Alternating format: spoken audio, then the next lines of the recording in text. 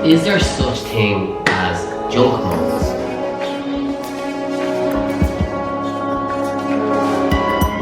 Two minutes on the clock. Is there any point to this? No, because I'm not going to look at it anyway. Okay, Tip Tuesday. If you talk to people and they'll say, how many miles are you doing? And every time I came back from Kenya or Ethiopia, I always get asked, how many miles are they doing?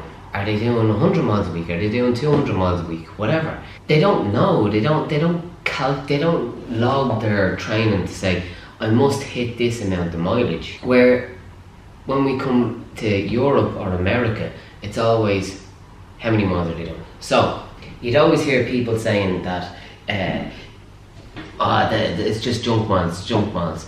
Now, depending on what distance you do, let's say if you're doing a marathon, yes, you do need to run on tired legs all the time because you have to get used to what it feels like running on tired legs because it's 26 miles. So by doing an extra mile or two in your warm-up and you're warmed down, or doing an extra few miles between your sessions and long runs, that needs to happen because it's 26 miles. If you're doing 1500 meters, that's a completely other end of the scale. You don't need to be doing junk miles because your race is only like, let's say 3.5, 4 minutes. You don't need to be doing that much mileage. Renata Canova, probably the most successful coach there has ever been.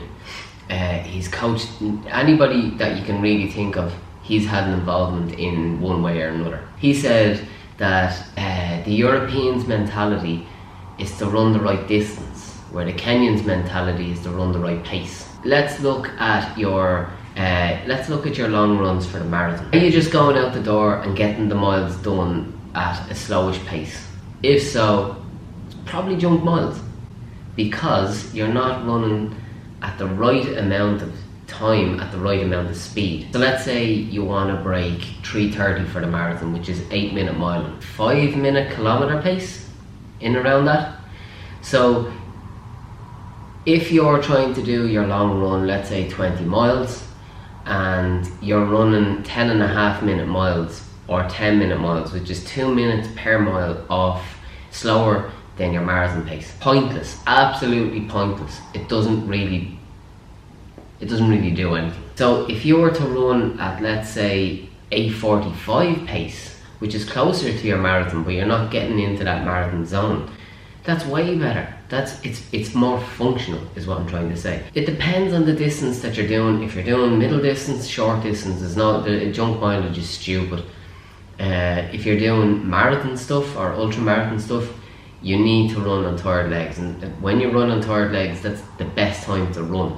I think we have this mindset in Ireland that we have to get to 100 miles a week and then we can be good, or we have to get to 120 miles a week and then we'll be good. What's the content of that 100 miles? Is it just like you could run out, like a lot of people could cover 100 miles in a week if you're anyway fit. You could walk 100 miles a week, but it doesn't mean you're going to be a faster marathon runner. So if you're doing 100 miles of quality work, well, actually, let's say 60% of that's quality work and 40% is easy running. That's 60-40, 60 miles, 40 miles. That's more useful.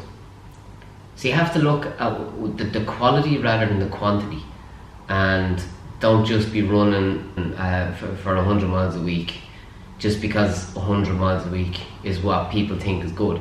What if you're working kilometers actually? Do you look at 100 kilometers a week? Anyway, that's Tip Tuesday done. If you have any questions, I'd love to hear what you have to say about if you do junk miles or you believe in junk miles. Comment below and we'll get talking about it. And if you have anything you want me to cover for Tip Tuesday, I will do so. And I'll see you next week. Goodbye.